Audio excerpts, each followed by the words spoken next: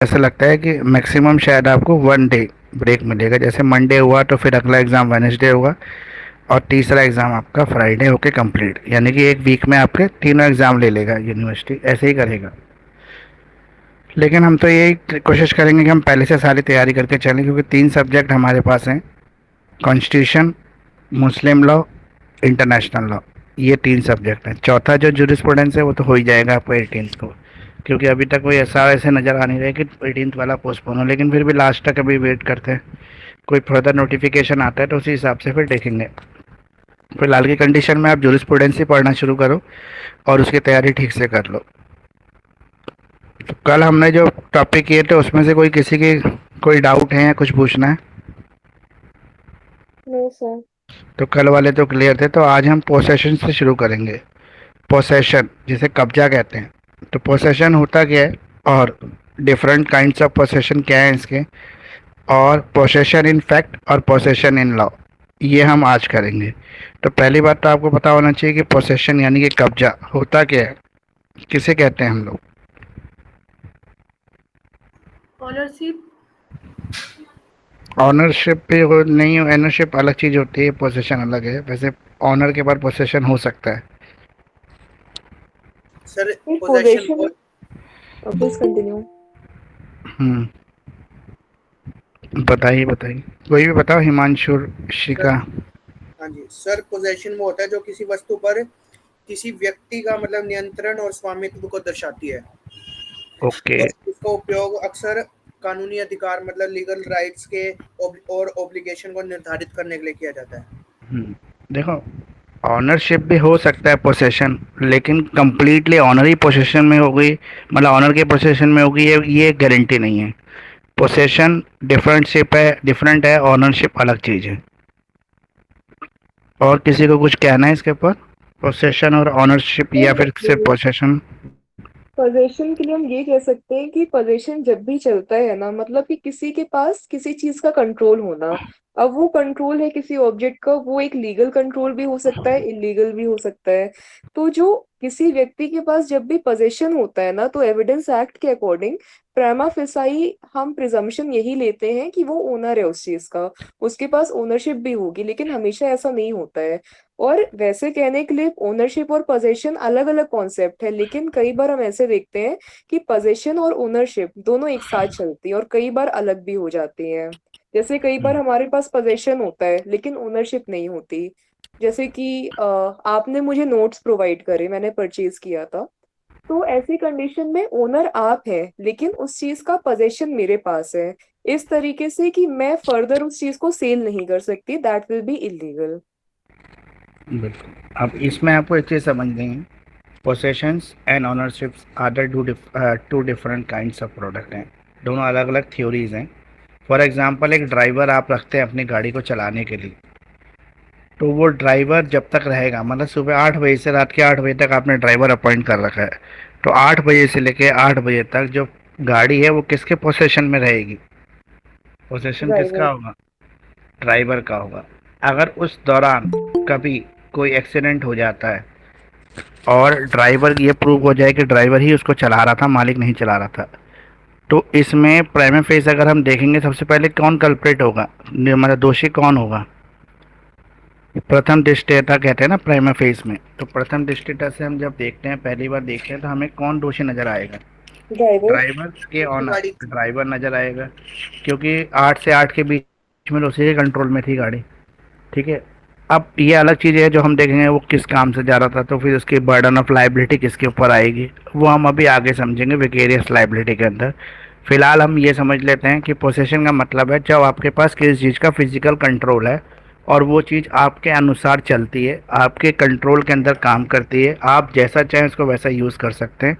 जब आपका कंट्रोल चल रहा है तो वो उसका पोसेशन आपके पास है। Possessions and ownerships are the two different kind, but कभी बार इनको एक ही बोला जाता है। इसलिए बोला जाता है कि अधिकतर जो ऑनर होता है उसी के पोसेशन में होती है चीज़, लेकिन ऐसा कंप्लीटली मतलब कह नहीं सकते ऐसा है। फॉर एग्जांपल, आपने रूम टेनेंट को दे दिया, किराएदार को रूम दिया, वो आपको रेंट पे कर रहा है, तो रूम का पोसेशन किसके पास है? टेनेंट। टेनेंट के पास है। लेकिन ऑनरशिप किसके पास है? जो लैंडलॉर्ड है उसके पास है। अब यहाँ पे ट्रेसपास एक लॉ है हमारा, जो हमने पढ़ा भी होगा, आपने भी पढ़ा होगा, ट्रेसपास लॉ पढ़ा है आपने। तो ट्रेसपास लॉ ये कहता है कि किसी के घर में आप उसकी मर्जी के बिना घुस नहीं सकते। लेकिन यहाँ पर ये देखो कि टेनेंट उस घर के अंदर रह रहा है और जो मालिक है वो उस घर के अंदर रह नहीं रहा, वो लेकिन वो मालिक है उस हाउस का, एज ए लीगल ऑनर है। वो उस घर को इंस्पेक्शन के लिए आना चाहता है, तो क्या वो बिना टेनेंट की मर्जी के उसके घर में एंटर कर सकता है? नहीं नो सर। नहीं नो कर सर, पाएगा। रीज़न? सर, क्योंकि उस टाइम ओनरशिप उसके मतलब टेनेंट के हाथ में पोजेशन है है। उसका उसके लिए। पोसेशन तो चेक करना पड़ता है, तो पोसेशन किसके पास है? पोसेशन है किसके पास? और टेनेंट के पास। तो इसलिए किसी की भी प्राइवेसी को इंटरफेयर करने का किसी को राइट नहीं है। तो इसलिए रूल ऑफ ट्रेसपास जो लगता है, ट्रेसपास ऑफ लैंड, वैसे ही लगता है कि किसी के घर में आप बिना उसकी मर्जी के बिना नहीं एंटर हो सकते। लेकिन अब इस कंडीशन को थोड़ा सा चेंज कर दो, ये अब पीजी है, टेनेंट नहीं है, पीजी है। पीजी आपने एक रूम उसको पीजी को दे रखा है, पीजी की एब्सेंस में आप उसके रूम के अंदर चले जाते हो, क्या आपके पास इसका लीगल राइट है? No sir. ओके, और किसी का कुछ कहना है? देखो, सर पीजी अगर और उस टेनेंट में फ़र्क अगर होता है, ये समझना पड़ेगा सबसे पहले आपको। बताओ एक बार ऋषि का। सर अगर उस पीजी में कोई रह रहा है तब हमारे पास नहीं राइट है वहां जाने का अंदर नहीं, बिना पीजी में रह परमिशन रहा है के। ना, हमारे घर के अंदर 4 कमरे हैं, हमने एक कमरा पीजी को दे रखा है, बाकी 3 कमरे हम अपने ही यूज़ में ले रखे हैं अपने। मतलब हमारे पास कंट्रोल है तीनों कमरों का, 4 कमरों का यही मान लो। लेकिन पीजी जो है, जो हमने दे रखा है, स्टूडेंट को दे रखा है, वो कॉलेज गया है या गई है लड़की है, हम उसके कमरे के अंदर एंटर कर सकने का हमारे पास राइट है या नहीं है? नहीं सर, नहीं है। यहाँ पे ट्रेसपास लॉ कहता राइट है, क्योंकि वो टेनेंट नहीं है, वो गेस्ट है। और गेस्ट और टेनेंट में फ़र्क है। क्या फ़र्क है गेस्ट में और टेनेंट में?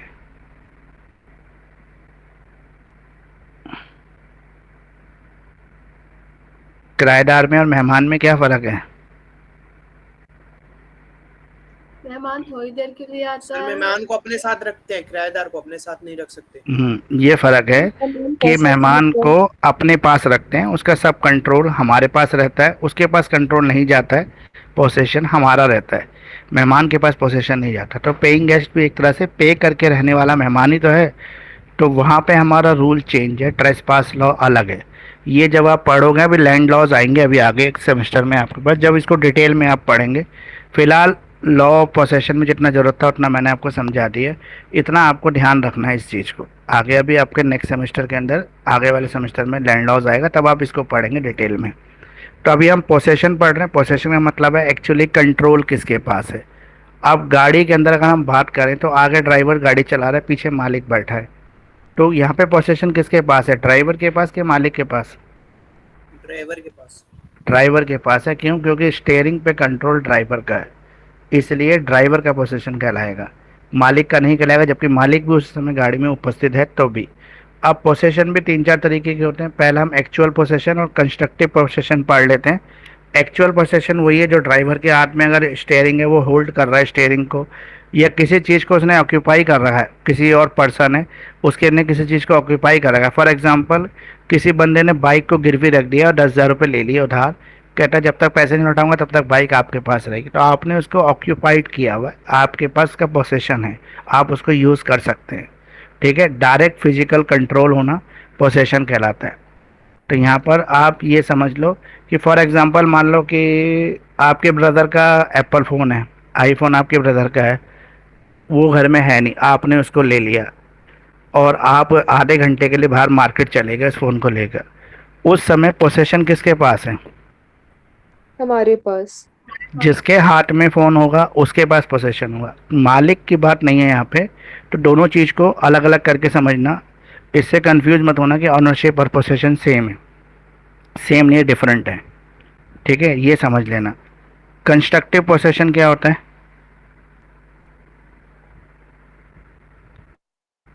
Sir constructive possession. Physical control नहीं है हमारे पास उस सामान का, लेकिन एक तरीके का इनडायरेक्ट कंट्रोल है। कह सकते हैं कि जैसे गाड़ी की चाबियां हो गई, गाड़ी में हम नहीं है, स्टेयरिंग पे कंट्रोल नहीं है, लेकिन हमारे पास चाबी पे कंट्रोल है। घर की चाबियां हो गई।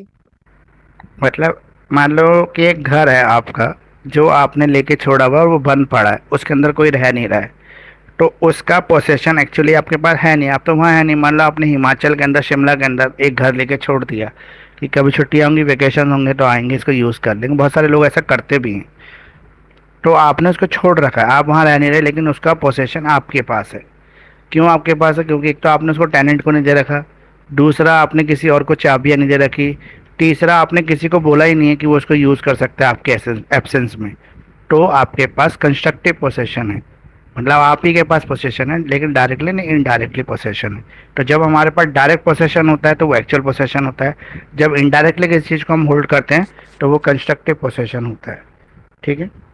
जैसे बोला कि हमारे पास है, फ्लैट लॉक हुआ है, या गाड़ी की चाबियां हमारे घर पर रखी हुई है, हमारे कंट्रोल के अंदर है, गाड़ी नीचे खड़ी हुई है, तो वो गाड़ी हमारे पोसेशन में है, उसकी कीज़ की वजह से। आप कॉन्सेप्ट सर आपको इसमें समझना। एग्जाम्पल सिक्योरिटी गार्ड का भी बोलिए। दे सकते हैं। किसका? सिक्योरिटी गार्ड का भी दे सकते हैं, जैसे हम सिक्योरिटी? हमारे एब्सेंस में सिक्योरिटी गार्ड है, नहीं, हम नहीं है तो। सिक्योरिटी गार्ड में तो पोसेशन सिक्योरिटी गार्ड के पास है, यस। वो तो पोसेशन है उसके पास सिक्योरिटी। मान लो आपने अपनी फ्लाइट पर एक गार्ड रख के छोड़ दिया, यस। गार्ड को कंट्रोल दे दिया, भाई पीछे साफ सफाई करता रहना, ध्यान रखना घर का, तो पोसेशन उसके पास है। वो एक्चुअल पोसेशन गार्ड के पास है, आपके पास नहीं। वो कंस्ट्रक्टिव पोसेशन जब है, जब उस चीज़ का कोई और इस्तेमाल ना कर पाए, आप ही कर पाएँ। मतलब आपने पूरा कंट्रोल अपने पास रखा हुआ है, लेकिन डायरेक्टली आपके कंट्रोल में नहीं है वो चीज़। फॉर एग्जांपल शिमला के घर है, तो शिमला जाके ही तो उसको यूज़ कर पाएंगे आप, दिल्ली से यूज़ नहीं कर सकते ना उसको। तो वो आपका कंस्ट्रक्टिव पोसेशन है। वीडियो ऑफ कर लो अपना, सबका वीडियो ऑफ है, डिस्टरबेंस होती है क्लास के अंदर। उसके बाद है आपका concept of possession carries the various legal implications. अब ये पोसेशन में क्या क्या चीज़ें आती हैं? तो पहला आता है ऑनरशिप। ऑनरशिप पोसेशन को किस तरह से इफेक्ट करती है, ये बताइए। यह पोसेशन कैसे इफेक्टेड होता है ऑनरशिप से? सर पोजीशन जो होता है वो प्राइमा फेसाई एविडेंस होता है, मतलब पहली नजर में ही हमें समझ आ जाता है कि इसके पास तो ओनरशिप होगी अगर इसके पोजीशन में कोई ऑब्जेक्ट है। उसके बाद जो पोजीशन होता है वो alone does not always establish a legal ownership. ये भी बात है कि अगर मेरे पास किसी चीज का पोजीशन है तो जरूरी नहीं है कि मैं ओनर ही होंगी इस चीज की, हो सकता है मैंने किराए पे कोई चीज ले रखी है। और consecutively as ownership can be transferred और डिस्प्यूटेड थ्रू लीगल मीन्स। और ओनरशिप पे तो हमेशा से ही डिस्प्यूट होते हैं और इस तरीके से ये ट्रांसफर भी हो सकती है किसी के पास भी। हम्म। तो आपको ये समझना पड़ेगा कि ऑनरशिप हमेशा प्राइमा फेस में अगर हम देखें तो पोसेशन से ऑनरशिप माना जाता है। फॉर एग्जांपल किसी गाड़ी का रोड पे एक्सीडेंट हो जाता है और उसने किसी को हिट कर दिया, किसी को चोट लग गया, अब पुलिस उसको अरेस्ट करेगी, तो पुलिस एज ए ऑनर उसके ऊपर केस बनाएगी। ये बाद में फाइंडिंग होगा कि वो ऑनर नहीं है, खाली ड्राइवर है या कुछ और चीज़ है, जो बाद में निकल के आएगी। प्रथम दृष्टया जिसे कहते हैं प्राइमा फेस के अंदर एविडेंस के अकॉर्डिंग ये माना जाएगा कि वो ऑनर है, क्योंकि वो इन्वॉल्व है डायरेक्टली उस एक्सीडेंट के अंदर। कंट्रोल एंड यूज, कंट्रोल और यूज जो है ये भी आपका लीगल इम्प्लीकेशंस है आपके पोसेशन के। किसी भी चीज़ का जब तक आपके पास कंट्रोल है, फुल कंट्रोल आपके पास है, आप उसके पूरी तरह से यूज़ करने के लिए फ्री है, एज़ पर योर विल आप उसको यूज़ कर सकते हैं, तो वो जो चीज़ है उसके लिए ऑनरशिप यानी कि पोसेशन आप ही की कहलाएगी। जैसे आपका ड्राइवर है, ड्राइवर गाड़ी को ड्राइव कर रहा है, तो पूरा का पूरा जो है ड्राइवर के पास है पावर, जितने भी उसके ड्यूटी आ रहे हैं तब तक। जब वो गाड़ी आपके घर खड़ी करके अपने घर चला जाता है तो उसके बाद उसका पोसेशन ख़त्म हो जाता है। अब है present presumptions of control. Presumptions होता है जहाँ पे हम एजम कर लेते हैं, मान लेते हैं कि कंट्रोल किसके पास है। तो ऐसी कंडीशन में क्या मानेंगे हम लोग? सर जिसका पोजीशन है उसी का कंट्रोल है। हम्म। तो पोजीशन के लिए हम मान लेते हैं कि मतलब हम एजम कर लेते हैं कि जिसके पास भी एक पोजीशन है वो इसका ऑनर है, मतलब वो इसका ऑनरशिप। ये बाद में चेक होगा। मान लो कोई चीज़ अगर चोरी हुई, जैसे थेफ्ट हुई, तो कोई चीज़ अगर थेफ्ट हुई तो वो किसकी थेफ्ट हुई? जिसके पोजीशन में होगी उसी को ऑनर मान लिया जाता है। आप मोबाइल लेके मार्केट से जा रहे थे, एकदम बाइक वाले आए और आपका मोबाइल छीन के ले गए, तो उससे क्या होगा? जब स्नैचिंग हुई आपकी तो उस समय जब पुलिस केस रजिस्टर करेगी तो प्रीमा फेस प्रथम दृष्टता के अंदर आपको ही मालिक मान लेगी फ़ोन का। बाद में ये फाइंडिंग हो बिल किसके नाम था, कौन एक्चुअल ऑनर है, जब उसको सौंपने का टाइम आएगा तब। क्रिमिनल लॉ क्या कहता है हमारा इस कंडीशन के अंदर?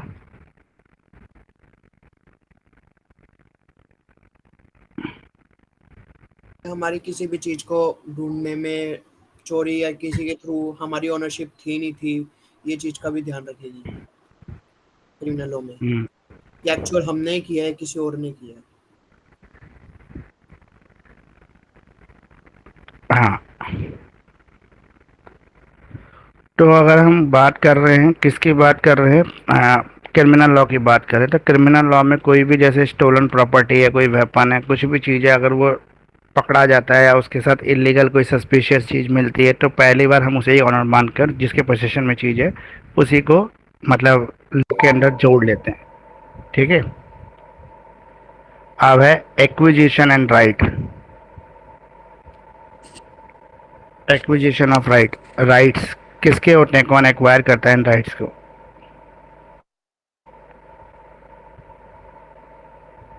इसको राइट्स मालिक के पास होते हैं सर। हाँ, एक्विजिशन राइट मालिक के पास होते हैं। अगर वो किसी के ऊपर ट्रांसफ़र करता है तो उसके पास चले जाते हैं, अदरवाइज सारे राइट्स ऑनर के पास ही रहते हैं। अब है आपका different theories of possession. Possession की डिफरेंट थ्योरीज क्या क्या है इसको हम नहीं पढ़ेंगे, क्योंकि ये जो थ्योरीज हैं आप खुद भी पढ़ सकते हैं, थोड़ी कॉम्प्लिकेटेड है, इसलिए अभी हम सीधा पढ़ेंगे ये differentiate between possession in fact and possession in law. Law के अकॉर्डिंग किसका पोसेशन है और एक्चुअली किसका पोसेशन है, ये हमें डिफरेंशिएशन करना है। बताइए पोसेशन इन फैक्ट क्या होता है? सर पोजेशन इन फैक्ट का मतलब होता है कि हम फैक्ट यानी तथ्य के माध्यम से देख रहे हैं कि पोजेशन किसके पास है। जैसे मेरे पास हम्म, अगर एक पेंसिल है तो जरूरी नहीं है कि मैं ओनर हूँ। मेरे पास पेंसिल है तो तथ्य ये है कि मेरे पास एक पेंसिल है, तो एक पोजेशन हो गया इन फैक्ट का। और जब पोजेशन इन लॉ के हिसाब से हम बात करते हैं तो ये ओनरशिप का रूप ले लेता है कि हम्म। पोजेशन है और लॉ के थ्रू बात हो रही है, तो ऑफ कोर्स उसमें लीगल इम्प्लीकेशंस आ जाएंगे, हेंस वो ओनरशिप कहलाएगा। पोसेशन इन फैक्ट का मतलब है कि एक्चुअली पोसेशन किसका है या फिजिकल कंट्रोल किसका है, ये कहलाता है आपका पोसेशन इन फैक्ट। जब फैक्चुअली मतलब हकीकत में किसी के पास का सी और एम हो, कंट्रोल और मैनेजमेंट हो, तो वो पोसेशन इन फैक्ट है। अब पोसेशन इन फैक्ट में पहला पॉइंट आ रहा है आपका फिजिकल कंट्रोल। तो फिजिकल कंट्रोल का मतलब ये है कि आपके पास उस चीज़ का क्या है, फिजिकल कंट्रोल है, डायरेक्ट आप उसको कंट्रोल कर पा रहे हैं, वो आज पर आपकी जो विल है उसके अकॉर्डिंग वो चल रही है, मतलब जैसा आप चाह रहे हैं वो वैसा काम कर पा रही है, तो ये आपका फिजिकल कंट्रोल है। फैक्चुअल सरकमटेंसेस, कई बार कुछ चीज़ें जो होती है एक्चुअली हमें कोई ओनरशिप ट्रांसफ़र नहीं करता, लेकिन कुछ घटनाक्रम ऐसा हो जाता है जिसकी वजह से, फैक्चुअल इंसिडेंट्स की वजह से, सरकमटेंसेस की वजह से वो चीज़ हमारे पोसेशन में आ जाती है, ऑटोमेटिकली आ जाती है, हम लेते नहीं, सिचुएशन के अकॉर्डिंग आ जाती है। तो ऐसी कौन सी चीज़ें सिचुएशन के अकॉर्डिंग हमारे पोसेशन में आ जाती है? सर पड़ोसी कहीं जा रहा है और हमें कह रहता है भाई मेरे घर का ध्यान रखना, और घर की चाबी भी हमें दे जाता है, तो ऐसी चीज में भी हो हाँ, सकता अगर वो चाबी देगा तब आपके वो आएगा, वो अदरवाइज नहीं आएगा। और एक मैं बताता हूँ आपको, फॉर एग्जांपल आपने घर किराए पे दिया, उसके साथ में पानी की मोटर, पलंग, पंखा, ट्यूबलाइट, ये सब आपने उसको दे दी, तो आपने कांटेक्ट तो किया था कमरे का, लेकिन ये चीज़ें जो है ये उसके साथ साथ ही ट्रांसफ़र हो गई, यानी कि इनका पोसेशन ऑटोमेटिक ट्रांसफ़र हो गया, जो घर में रहेगा वो इनका इस्तेमाल करेगा। तो इसे कहते हैं ये सरकमटेंसेस के अकॉर्डिंग इनका पोजेशन ट्रांसफ़र हो जाना। प्राइमा फेस एविडेंस का मतलब होता है जब प्रथम दृष्टया से देखने से ही पता लगता है किसके कंट्रोल में है वो, तो जो दिखता है वही सबसे पहले एक्यूज, यानी कि अगर कुछ गलत करता है या ठीक करता है तो वो सबसे पहले इसके लिए लायबल होता है। फिजिकल इंटरफेरेंस, कई चीज़ों पर हमारा फिजिकल कंट्रोल रहता है, तो वो चीज़ें हमारे फिजिकल पोसेशन में होती हैं। लिमिटेड लीगल प्रोटेक्शन, कुछ चीज़ों के अंदर लीगल प्रोटेक्शन लिमिटेड होती है। फॉर एग्ज़ाम्पल मान लो कि आपने किसी डीलर को, डीलर होता है जो कमरे किराए पर उठाता है, उसको अपने घर की चाबी दे दी और बोला मेरा हाउस जो है आप रेंट पे उठा देना। लेकिन उस बंदे ने क्या किया कि रेंट पे उठाने से उठाएगा, तो वो बाद में उसको पता था मालिक यहाँ रहता नहीं, उसने अपने लड़के को बोला रात को तू सो जाया कर उस फ्लैट के अंदर जब तक वो किराए पर नहीं उठ रहा। तो यहाँ पर कुछ अगर मिस हैपनिंग हुई उस लड़के के साथ, रात को कुछ भी हुआ, तो उसके लिए कौन जिम्मेदार होगा? प्राइमा फेस एविडेंस क्या कहेगा इसके अंदर? सर डीलर होगा इसमें। पहली बात तो डीलर इसमें दोषी करार दिया जाएगा, क्योंकि डीलर के पास सिर्फ उसने इसलिए चाबियां सौंपी थी कि वो उसका कमरा किराए पर उठा सके। तो उसने सिर्फ पावर का कौन सा ट्रांसफ़र किया, अपनी अथॉरिटी का, अपने पोजीशन का जो ट्रांसफ़र किया, वो इतना किया कि वो फ्लैट जाके किसी भी टेनेंट को, फ्यूचर टेनेंट को दिखा सकता है जो इंटरेस्टेड हो। और बाद में वो इंटरेस्टेड होगा तो फिर मालिक के साथ मीटिंग करा के तय करके रेंट का लेन देन करने के बाद वो चाबियां जो है टेनेंट को सौंपेगा, फिर टेनेंट उसमें ट्रांसफ़र करेगा। तब वो टेनेंट जो है उसका पोसेशन लेगा, मालिक से ट्रांसफ़र हो जाएगा। लेकिन अभी उसने पोसेशन ट्रांसफ़र नहीं किया था, सिर्फ चाबियां इसलिए दी थी घर दिखाने के लिए। तो टेम्पररी पोसेशन है, उसको परमानेंटली वो यूज़ नहीं कर सकता, लेकिन वो कर रहा है, तो ये उसकी गलती है। ठीक है, ये हो गया आपका। अब है पोसेशन इन लॉ। कुछ चीज़ें हम लोग एक्चुअली ट्रांसफ़र नहीं करते, लेकिन लॉ के अकॉर्डिंग वो चीज़ें ट्रांसफ़र हो जाती हैं। तो पोसेशन इन लॉ में क्या क्या आएगा बताइए, एक बार एग्जांपल देखिए कुछ भी। सर इसमें जैसे हम रेंट पे हम देते हैं तो हम 11 महीने का एग्रीमेंट करा लेते हैं, हम्म।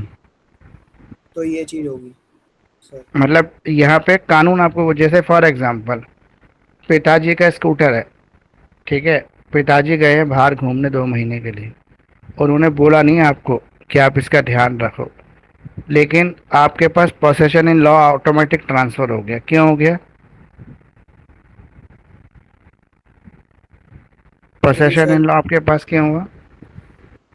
सर चाबी हमारे पास थी इस वजह से कि इसलिए हो गया क्योंकि वो घर जिसमें पिताजी रहते थे और जिसका जो सारा सामान था, उनके एब्सेंस में आप उसके एक्चुअल ऑनर बन गए, इसलिए पोसेशन इन लॉ आपके पास आ गया। तो कानूनी अधिकार आपके पास ले, क्योंकि वो आपके पिताजी की प्रॉपर्टी है, और पिताजी का इनहेरिटेंस जो है, मतलब आप जो है उसके उत्तराधिकारी हैं, तो इस वजह से आपको पोसेशन इन लॉ मिला। तो सर यहाँ पर बेलमेंट उन्होंने भी आ जाएगा, क्या चीज़?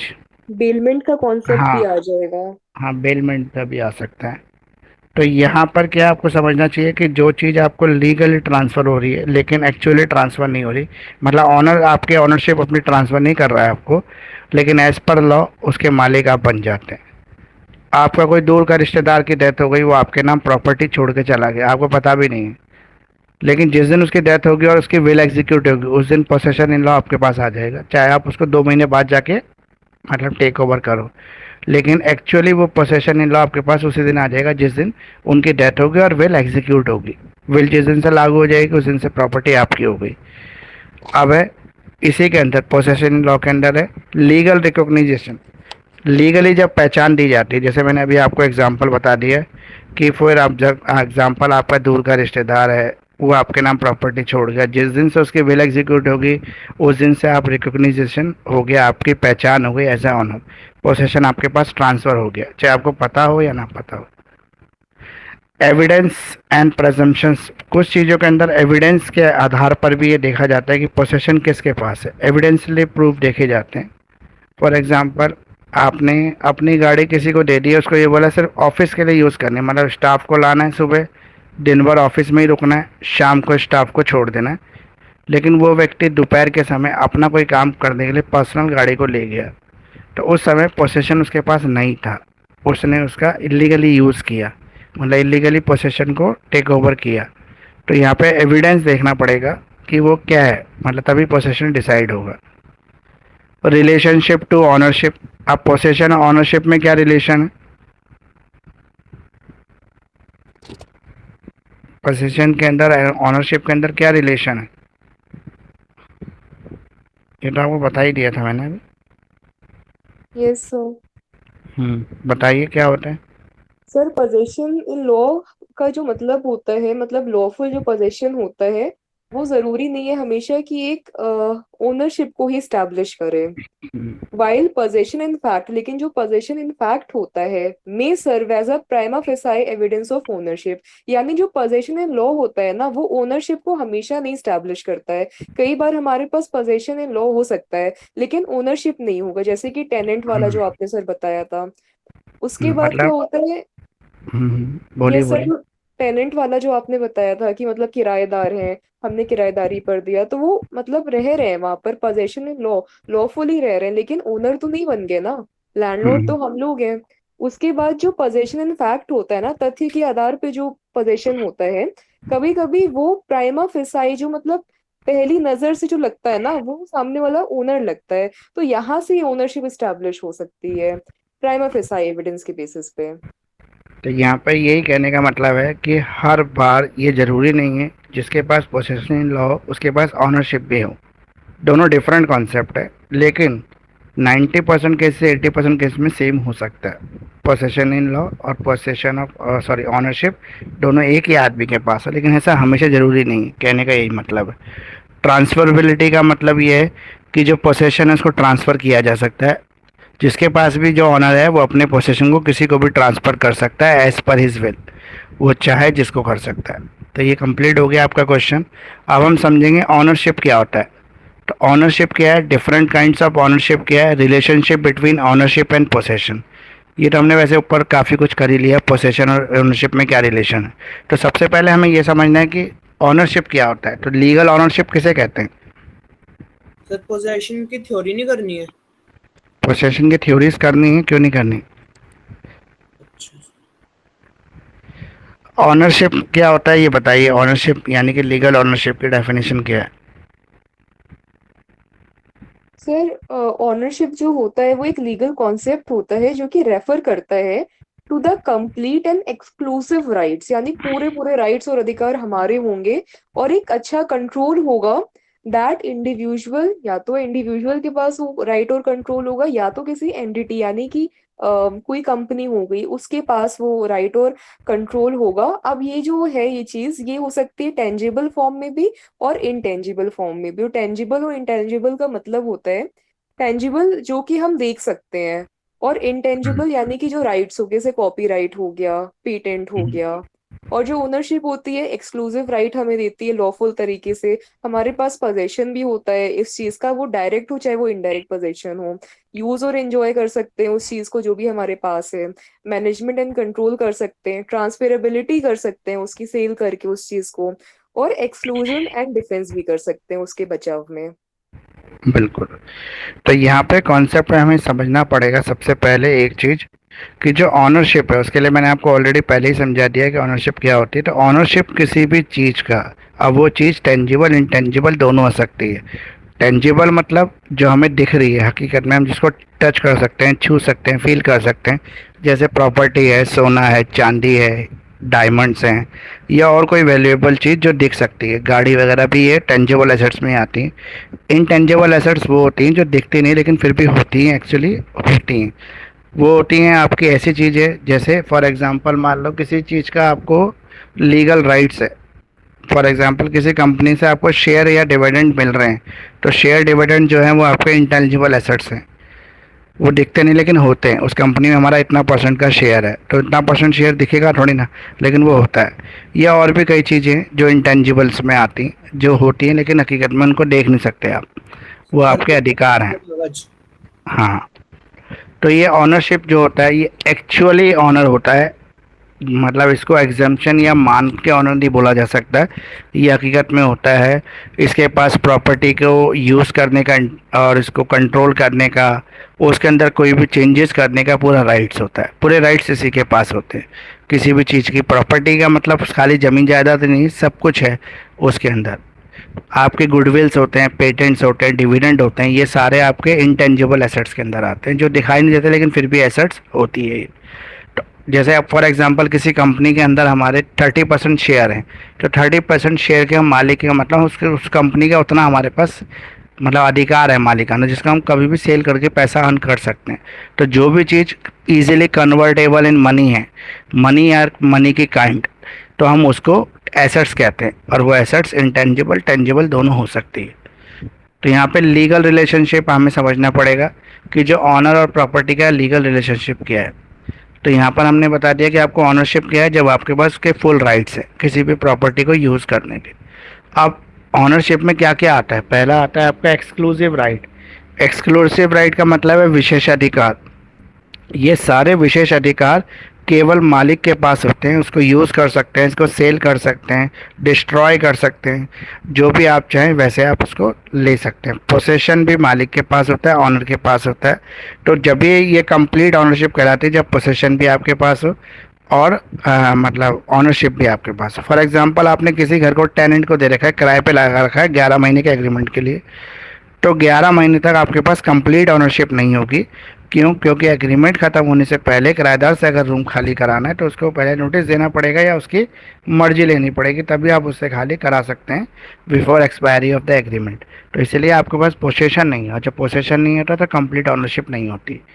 यूज़ एंड एन्जॉयमेंट, उस चीज़ को यूज़ करने का पूरा अधिकार जो है आपके पास है, इसलिए आप ऑनर हैं उसके। मैनेजमेंट और कंट्रोल, उसको पूरा मैनेज करना, कंट्रोल करना सब आपके पास है। उसको कैसे यूटिलाइज करेंगे, कोई मॉडिफाई करना है तो मॉडिफिकेशन आप कर सकते हैं, डिस्ट्रॉय भी कर सकते हैं, इवन उस चीज़ को ख़त्म कर सकते हैं। ट्रांसफरेबिलिटी, आपके पास पूरे पावर्स और कंट्रोल है कि आप उसको किसी को भी ट्रांसफ़र कर दें, चाहे पैसा लेकर ट्रांसफ़र करें या फ्री में कर दें, ये आपकी मर्जी है। एक्सक्लूजन एंड डिफेंस, उसकी रक्षा करने की जिम्मेदारी आपकी है क्योंकि आप उसके ऑनर हैं, और कोई भी अगर उसके अंदर अनऑथराइज ट्रेसपास करता है या कुछ और कब्जा कर लेता है उसके ऊपर, तो उसके अगेंस्ट आप केस करके उससे लड़ सकते हैं या उससे अपने कब्जा मुक्त कराने के लिए झगड़ा कर सकते हैं। ड्यूरेशन, ड्यूरेशन ऑफ जो ऑनरशिप होती है वो टेम्पररी ऑनरशिप होती है, जैसे किराएदार को मिलती है, जब तक उसका रेंट एग्रीमेंट है तब तक ऑनरशिप उसके पास है। अब काइंड्स ऑफ ऑनरशिप कौन कौन से हैं? इंडिविजुअल ऑनर, इंडिविजुअल ऑनर मतलब एक अकेला व्यक्ति किसी भी प्रॉपर्टी का जब मालिक होता है, उसके पोसेशन में होती है, पूरी कंट्रोल और डिसीजन मेकिंग उसके पास होती है, तो वो इंडिविजुअल ऑनरशिप है। जॉइंट ऑनरशिप या जॉइंट टेनेंसी कहते हैं इसको, ये किसके पास होती है? जब दो लोग मिलकर किसी एक प्रॉपर्टी को रेंट पे ले लेते हैं तो वो जॉइंट टेनेंसी कहलाती है। इसमें दोनों जो जॉइंट ऑनर हैं, मतलब दोनों जो जॉइंट टेनेंट हैं, उनका प्रॉपर्टी को यूज़ करने का पूरा इक्वल राइट है। दोनों के राइट्स के अंदर कोई वेरिएशन नहीं, क्योंकि दोनों ने जॉइंट एग्रीमेंट करके प्रॉपर्टी ले रखी है। Tenancy in common, tenancy in common होती है, जैसे पीजी जो होते हैं, एक कमरे में मान लो 3 पीजी को रख रखा है, तो वो टेनेंसी इन कॉमन है। वो तीनों का राइट्स है उस कंपनी की चीज़ों को यूज़ करने का, किसी एक को मना नहीं कर सकते यूज़ करने से। फॉर एग्जांपल मतलब एक एसी लगा है कमरे में, दो को एसी नहीं चलाना, एक को चलाना है, तो वो उसको रोक नहीं सकते, चलेगा, क्योंकि टेनेंसी इन कॉमन है। इस वजह से टेनेंसी बाय एंटायरिटी, मतलब पूरा का पूरा राइट जो है वो आप ही के पास है। फॉर एग्जांपल मान लो इसमें ये समझते हैं कि एक हस्बैंड वाइफ है, किसी एक घर को रेंट पे ले लेते हैं, तो यहाँ पे हस्बैंड और वाइफ दोनों उस घर के मालिक हैं, लेकिन दोनों अलग अलग मालिक नहीं, एक ही है, क्योंकि दोनों एज ए मैरिड कपल हैं। तो मैरिड कपल जब किसी के लिए एग्रीमेंट करता है तो या तो हस्बैंड अपनी तरफ से कर लेता है या वाइफ कर लेती है, लेकिन दोनों के राइट बन जाते हैं उस प्रॉपर्टी के ऊपर। उस प्रॉपर्टी की ये सर्वाइवरशिप के लॉ पर भी डिपेंड करता है कि जो भी उस घर में होगा वो उसका मालिक कहलाएगा। अब को ऑनरशिप क्या होता है? जब दो लोग मिलकर किसी एक प्रॉपर्टी को खरीदते हैं तो दोनों उसके को ऑनर्स हो जाते हैं, और ये को ऑनरशिप जो होता है कॉरपोरेशन का कॉन्सेप्ट हो सकता है, पार्टनरशिप का हो सकता है, ट्रस्ट का होता है। यानी कि पार्टनरशिप में कोई भी फर्म, पार्टनरशिप फर्म किसी प्रॉपर्टी को परचेज करती है तो सारे जो पार्टनर्स होते हैं वो उसके इक्वल शेयर होल्डर और इक्वल ऑनर बन जाते हैं। अब है कम्युनिटी प्रॉपर्टी, कोई प्रॉपर्टी अगर कम्युनिटी की प्रॉपर्टी हो तो ऐसी प्रॉपर्टी पे पूरी कम्युनिटी की ऑनरशिप चलती है, इसमें कोई सिंगल आदमी अपने आप को ऑनर नहीं कह सकता। कम्युनिटी ऑनरशिप का बहुत अच्छा एग्जांपल है, जैसे आपके सामुदायिक बारात घर होते हैं जहाँ पर आप उसको बुक करके आप उसका इस्तेमाल करते हैं, तो वहाँ पे किसी एक की ऑनरशिप नहीं, सबकी है, वो कम्युनिटी के लोगों की है। या आपका आरडब्ल्यू ऑफिस होता है, वहाँ पर कोई भी व्यक्ति जो उस रेजिडेंस वेलफेयर से जुड़ा हुआ है या उस कॉलोनी से जुड़ा हुआ है वो उसका ऑफिस का इस्तेमाल कर सकता है एज़ पर लॉज या नॉर्म्स जो भी डिसाइड किएंगे उसके अकॉर्डिंग। अब है ट्रस्ट ऑनरशिप, कॉरपोरेट ऑनरशिप, ये कॉरपोरेट फर्म होती हैं, उनकी जो होल्डिंग में जो भी चीज़ होती है, प्रॉपर्टी हो, कोई एसेट्स हो या कोई भी चीज़ हो, वो सारी चीज़ क्या कहलाती है? Corporate ownership. ट्रस्ट ऑनरशिप, एक ट्रस्ट किसी भी चीज़ को अगर होल्ड करती है, अगर उसकी लीगल ऑनरशिप ट्रस्ट के पास है, तो जितने भी ट्रस्ट के मेंबर्स होते हैं वो सारे उसके ऑनर्स हो जाते हैं। पब्लिक ऑनरशिप, पब्लिक ऑनरशिप की चीज़ें होती हैं जो गवर्नमेंट किसी चीज़ को मेंटेन करती है, बनाती है, तो गवर्नमेंट बॉडी किसी भी चीज़ को बना रही है, जैसे कोई फ्लाईओवर है, कोई सड़क है, कुछ अंडरपास है, सबवेज हैं, ये सब पब्लिक ऑनरशिप की चीज़, इनमें सबका इक्वल राइट है। इंटेलेक्चुअल प्रॉपर्टी ऑनरशिप, कई बार हमारा डायरेक्टली नहीं इनडायरेक्टली रिलेशंस हो, जैसे कॉपीराइट्स हैं, ट्रेडमार्क्स हैं। और ट्रेडमार्क का मतलब ये होता है कि फॉर एग्जांपल किसी चीज़ को हमारा ट्रेडमार्क है तो उसको कोई भी अगर यूज़ करेगा तो उसको हमें रॉयल्टी देनी पड़ेगी। तो वो रॉयल्टी पे जो हमारा राइट्स है वो आपका इंटेलेक्चुअल प्रॉपर्टी राइट हो गया। लीज और ऑनरशिप, अगर हमने किसी की प्रॉपर्टी किराए पे लेने के बाद उसको आगे किसी को सबलेट कर दिया, तो सबलेट कर दिया या फिर ऑनर ने खुद ही लीज पर दे दिया, 1 महीने 2 महीने 5 महीने 11 महीने 2 साल कितने की भी लीज करेगा तो उतने टाइम के लिए उसकी ऑनरशिप ट्रांसफर हो जाएगी। इंडिजीनियस ऑनरशिप, इंडिजीनियस ऑनरशिप का मतलब ये ऐसी ऑनरशिप जो एक कम्युनिटी के बीच में, एक ग्रुप के बीच में कंट्रोल और उसका सारा उस कम्युनिटी के पास होता है, जो कल्चरल बेस पर हो सकती है, स्पिरिचुअल बेस पे हो सकती है, ये किसी हिस्टोरिकल सिग्निफिकेंस के बेस पर हो सकती है। अब रिलेशनशिप क्या है, पोसेशन और ऑनरशिप में क्या संबंध है, तो ये मैंने ऑलरेडी ऊपर समझा दिया, मुझे लगता नहीं दोबारा से समझाने की ज़रूरत है। इसमें वैसे लीगल रिकॉग्निशन होता है कि लीगली जो आप डिफरेंशिएशन करते हैं पोसेशन और ऑनरशिप के अंदर, scope of right, right possession के अंदर राइट्स अलग चीज़ है, ऑनरशिप में अलग है। ऑनर का राइट हो सकता है, पोसेशन ना हो, ये डेफिनेटली हो सकता है, लेकिन पोसेसर जो है जिसके कंट्रोल में चीज़ है उसके पास राइट हमेशा ही होगा। उसके पास ऑनरशिप तो है नहीं ना कि डायरेक्टली इनडायरेक्टली उसके पास तो पोसेशन ही है। तो लीगल पोसेशन हो सकता है इसके अंदर, और आपका हो सकता है ऑनरशिप और actual possession, ownership without possession, ये सब आप पढ़ लेना एक बार इसके अंदर।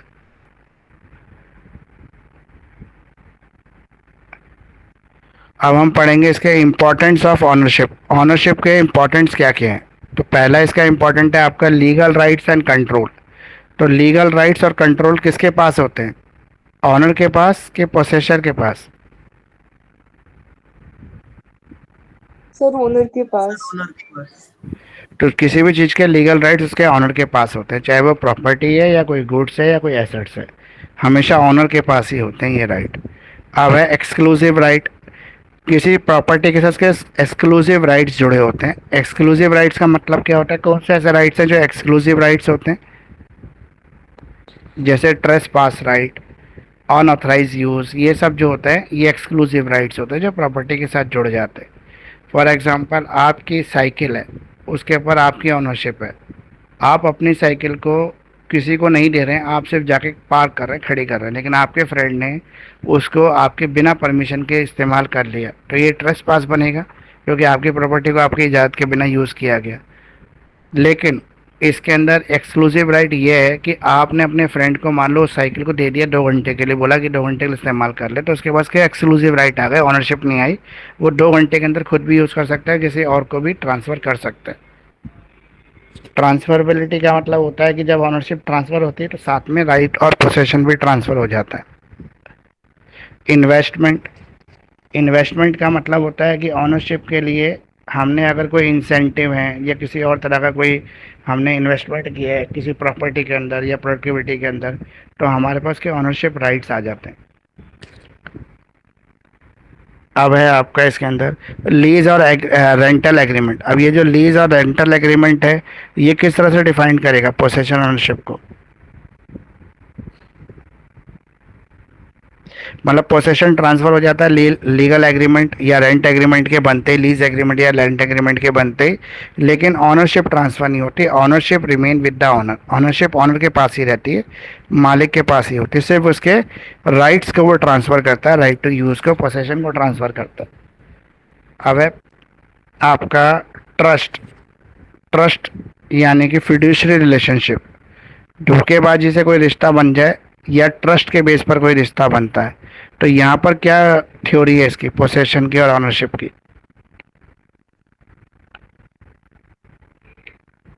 और ट्रस्ट करके आपने किसी के से कोई एग्रीमेंट बना लिया तो वहाँ पर आपने अपने जो राइट्स हैं वो बेनिफिशियरीज को ऑन ट्रस्ट के बेसिस पर ट्रांसफ़र किए।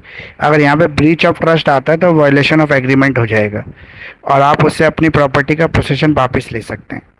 और फिड्यूशरी का मतलब वही है धोखा देना।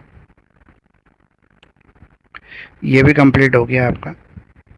अगला क्वेश्चन है आपका ये, what do you understand by the doctrine of the vicarious liability? In such liability justified, how for the master is liable for the wrong committed by his servant? मालिक कब दोषी होता है अपने नौकर के द्वारा की गई गलती के लिए? तो ये विकेरियस लाइबिलिटी है। क्या होता है एक बार बताओ अगर किसी ने पढ़ा हो तो, और हिंदी में ही बताना, हिंदी में क्या कहते हैं इसको? सर हिंदी तो नहीं पता इसका, लेकिन वाइकेरियस लाइबिलिटी का मतलब ये होता है कि एक लीगल प्रिंसिपल है जो कि होल्ड करता है एक पार्टी जो कि प्रिंसिपल है, जो कि रिस्पॉन्सिबल हो जाती है किसी भी प्रकार के एक्ट या ओमिशन की वजह से जो कि परफॉर्म किया जा रहा है एजेंट के द्वारा, यानी एजेंट के किसी भी करे गए काम की वजह से प्रिंसिपल लाइबल होगा। अब वो एक्शन भी हो सकता है, ओमिशन भी हो सकता है, और जरूरी ये है कि जो भी एजेंट काम करेगा it should be in the scope of employment. तो इसका सबसे अच्छा एग्जांपल ये है कि मान लो आपकी कंपनी है और आपने अपनी कंपनी के प्रोडक्ट को सेल करने के लिए सेलिंग एजेंट रखे हुए हैं, सेल्समैन को अपॉइंट किया हुआ है। सेल्समैन मार्केट में जाके आपके प्रोडक्ट को सेल कर रहे हैं। एक्स वाई जेड 3 लोगों ने आपके सेल्समैन के थ्रू आपका माल खरीद लिया। आपका माल खरीदने के बाद एक एक्स का भी ठीक निकला, वाई का भी ठीक, लेकिन जेड का ख़राब हो गया। अब जेड जो है वो कहता है कि मुझे तो सेल्समैन ने रॉन्ग डिस्क्रिप्शन दिया था जिसके बेसिस पर मैंने इस प्रोडक्ट को ख़रीदा, लेकिन ये वैसा निकला नहीं। तो वो ब्रीच ऑफ कॉन्ट्रैक्ट का केस किसके ऊपर डालेगा, मालिक के ऊपर या सेल्समैन के ऊपर? सर मालिक के ऊपर। मालिक ही रिस्पॉन्सिबल होगा। क्यों? चाहे उसने झूठ बोल के प्रोडक्ट बेचा, चाहे सच बोल के प्रोडक्ट बेचा, लेकिन वो उसका एजेंट है। और व्यक्ति जो प्रोडक्ट को खरीद रहा है उसको एजेंट के डिस्क्रिप्शन से ज़्यादा कंपनी की ब्रांड वैल्यू पर ज़्यादा विश्वास है, इसलिए वो ब्रांड वैल्यू के लिए पहचाना जाता है और उसकी जो प्रोडक्ट है उसकी गारंटी है कि वो अपनी सर्विस देगा। लेकिन यहाँ पर एक चीज़ और समझनी चाहिए हमें कि जो मालिक है, जो एक्चुअल ऑनर है, उसकी जिम्मेदारी है कि वो अपने सेल्समैन को रॉन्ग कमिटमेंट करने से रोके। अगर वो रॉन्ग कमिटमेंट करता है तो इसमें फॉल्ट सेल्समैन से ज़्यादा मालिक का है, क्योंकि वो रॉन्ग कमिटमेंट के लिए जिम्मेदार रहेगा, दोषी ठहराया जाएगा। क्योंकि उसने ही तो ट्रेंड करना है, उसने ही तो कंट्रोल करना है, उसने वो चेक करना है, सुपरविज़न करना है अपने सेल्समैन का कि वो रॉन्ग कमिटमेंट करके किसी भी चीज़ को ना बेचे। तो यहाँ पे कंट्रोल करने का काम कस्टमर का नहीं है, बेचने वाले का है। तो बेचने वाले की जिम्मेदारी है। तो यहाँ पर ये कहा जा सकता है कि विकेरियस लाइबिलिटी जिसे कहते हैं, उसका मतलब ये है कि कभी भी कोई एजेंट अगर रॉन्ग करता है तो उसके लिए उसका मालिक जिम्मेदार होता है। नौकर कोई गलती करता है तो उसके लिए उसका मालिक दोषी ठहराया जाएगा। ठीक है।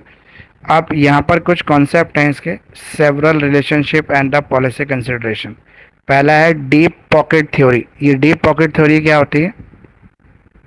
सर इस थ्योरी के अकॉर्डिंग हम लोग हमेशा प्रिंसिपल को ही लाइबल ठहराते हैं सारे किए गए गलत काम की वजह से, जो कि in the scope of employment होता है बाय द एजेंट। ऐसा इसलिए माना जाता है क्योंकि जो प्रिंसिपल होता है ना, उसके लिए माना जाता है कि उसके पास ज्यादा पैसा है, उसके पास ज्यादा रिसोर्सेज है एज कंपेयर टू द जो वो है एजेंट है। तो जो भी विक्टिम होगा जिसका लॉस हुआ है वो हमेशा प्रिंसिपल से पैसा लेगा। तो ये एजेंट को बचाने के लिए भी किया जाता है, ऐसा लॉ बनाया गया हमारे देश के अंदर। क्योंकि जो सेल्समैन है या जो सेल करने वाला एजेंट है जो इस कंपनी के प्रोडक्ट को बेच रहा है, उसकी अपनी एक लिमिटेड सैलरी है जो उसकी या तो कमीशन मिल जाएगी उसको, ज़्यादा ज़्यादा यही होगा। लेकिन ऐसा नहीं है कि पूरा प्रॉफिट उसकी जेब में जाएगा, लेकिन पूरा प्रॉफिट मालिक की जेब में जा रहा है। तो इसलिए बोला जाता है कि उसकी पॉकेट की ज़्यादा गहराई है, उसकी पॉकेट में ज़्यादा पैसा है, इसलिए वो लाइबिलिटी को भी बर्दाश्त कर सकता है। इसलिए हर कंडीशन में उसी को दोषी ठहराया जाता है। रिस्क एलोकेशन का मतलब, जब हम कंट्रोल कर सकें, सुपरवाइज कर सकें अपने एजेंट को, तो हमें कोशिश करनी चाहिए कि हमारे कस्टमर को रिस्क कम से कम हो। क्योंकि हमारी जिम्मेदारी है अपने एजेंट को ट्रेन करना, उसको ये बताना कि आपको जो है फेयर बेसिस पे डीलिंग करनी है, रॉन्ग कमिटमेंट नहीं करने हैं कहीं पर भी। तो ये मालिक की जिम्मेदारी है, कस्टमर की कोई जिम्मेदारी नहीं है इसके अंदर। Economic efficiency. इकोनॉमिक एफिशिएंसी का मतलब क्या है?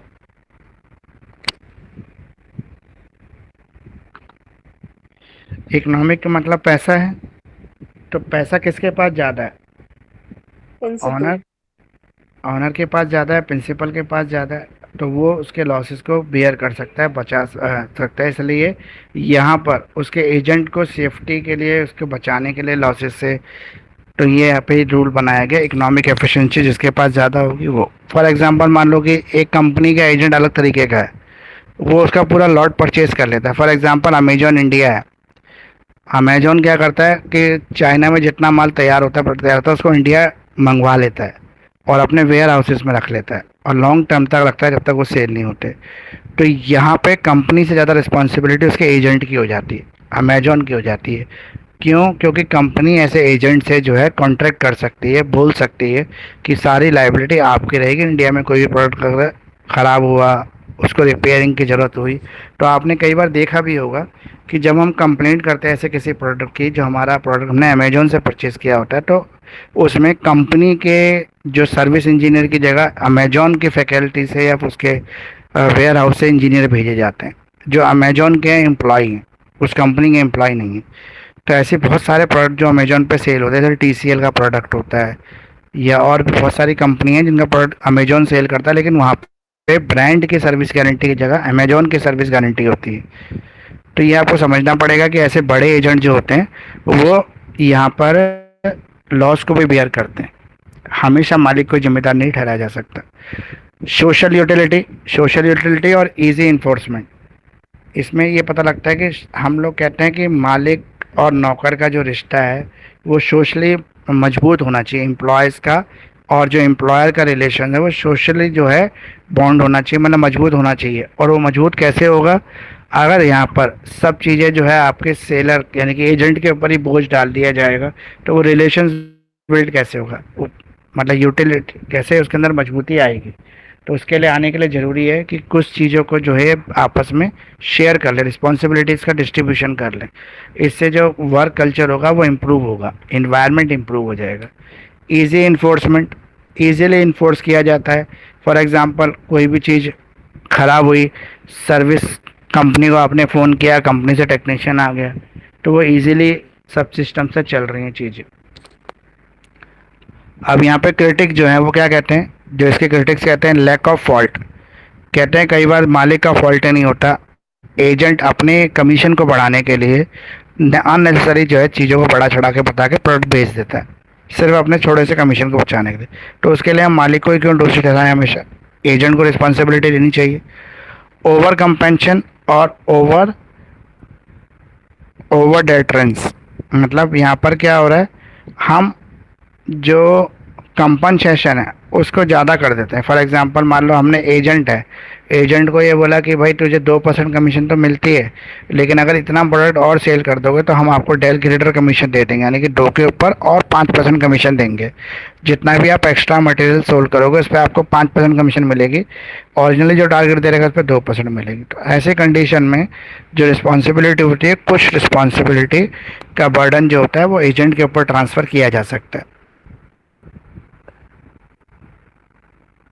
अब एक क्वेश्चन है आपका, is master is liable for the wrong committed by his servant. क्या हमेशा मास्टर को दोषी ठहराया जा सकता है उसके सर्वेंट के द्वारा की गई गलती के लिए?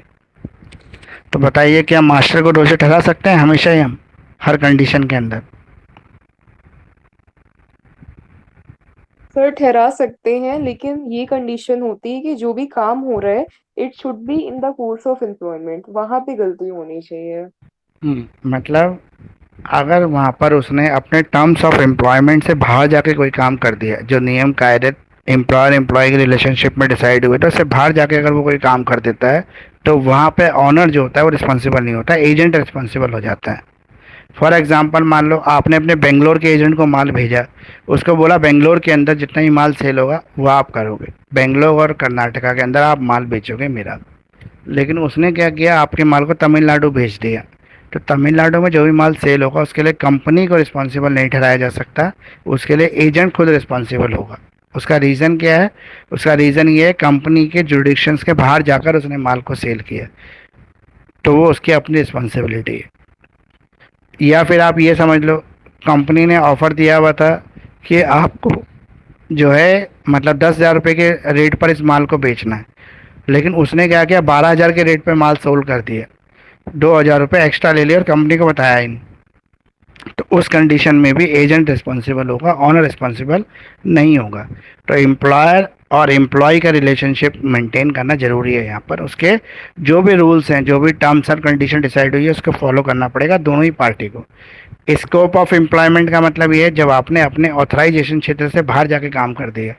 फॉर एग्जांपल बेंगलोर कर्नाटका आपके पास है, लेकिन आपने तमिलनाडु में माल सोल्ड कर दिया। कंट्रोल एंड अथॉरिटी, आपके पास कंट्रोल जितना है आप उतना ही उसका इस्तेमाल कर सकते हैं, अथॉरिटी के अकॉर्डिंग जा सकते हैं ज़्यादा। फॉर एग्जांपल दिल्ली से माल भेजा मालिक ने और बोला कि आप जो फला फला वेयर हाउस है वहाँ पे माल को स्टोर करना। लेकिन जो एजेंट था उसने ये देखा कि ये वाला जो वेयर हाउस है ये थोड़ा ज़्यादा पैसे चार्ज कर रहा है, ये तो 100 रुपये की जगह मैंने 100 रुपये चार्ज कर रहा है।